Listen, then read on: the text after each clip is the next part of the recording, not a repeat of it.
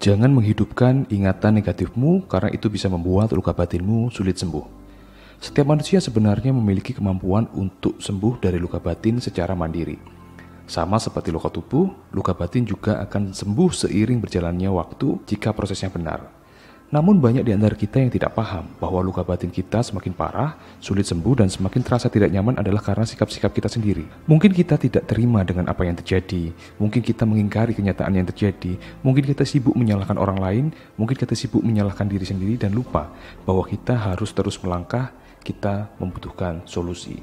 Sebenarnya saat kita dihadapkan pada suatu musibah, hanya ada dua pilihan untuk kita, yaitu jatuh tersungkur oleh beban atau mencoba mengatasi beban itu dan bangkit. Saat kita memilih untuk bangkit dari beban yang kita terima, maka saat itulah kita semakin kuat dari sebelumnya. Analogi sederhananya begini, Anda bisa perhatikan orang-orang yang pergi ke tempat gym. Apa yang mereka lakukan? Ya, mereka datang ke tempat gym untuk mengangkat beban puluhan kilo tanpa mengeluh, tanpa disuruh, bahkan dengan mengeluarkan uang untuk menjadi member di tempat itu. Beban itu mereka angkat terus-menerus dengan optimis, dan setelah beberapa minggu, beberapa bulan, atau beberapa tahun, tubuh mereka semakin kuat, semakin mampu untuk mengangkat beban-beban yang dulu mereka tak mampu mengangkatnya. Mereka menyikapi mengangkat beban adalah untuk membuat mereka kuat, membuat mereka lebih sehat, bukan dengan mengeluh dan meratapi beban yang mereka angkat itu. Ini tentang sikap mental kita, bagaimana pemaknaan kita tentang beban yang saat ini kita rasa, bahwa beban ini akan membuat kita jatuh terpuruk atau membuat kita menjadi semakin kuat di kemudian hari. Keduanya adalah benar. Anda akan pilih yang mana? Itu pertanyaannya. Ada suatu kebiasaan yang dimiliki oleh orang yang memiliki luka batin yang sulit sembuh, yaitu kebiasaan memutar cerita getir di dalam kepala mereka. Mereka suka mengingat-ingat cerita pahit yang terjadi di masa lalu. Mereka suka mengeluh dan menyalahkan situasi atau orang yang mereka anggap bertanggung jawab atas derita mereka. Mereka suka menjelek-jelekkan orang lain, suka bergibah, tapi tidak ada solusi yang diupayakan dalam kesulitan mereka. Mereka juga biasanya gemar sekali menonton film atau membaca cerita yang mirip dengan cerita getir mereka, seolah-olah mereka ada di dalam peran tersebut dan menikmati penderitaan dalam cerita tersebut. Sikap-sikap inilah yang membuat luka batin kita sulit sembuh, bahkan semakin parah dari hari ke hari. Mungkin akhirnya beberapa teman atau saudara menganggap kita sebagai orang yang jutek, sensitif, mudah baper, kejam, dan sebagainya. Tidak lain tidak bukan kemungkinan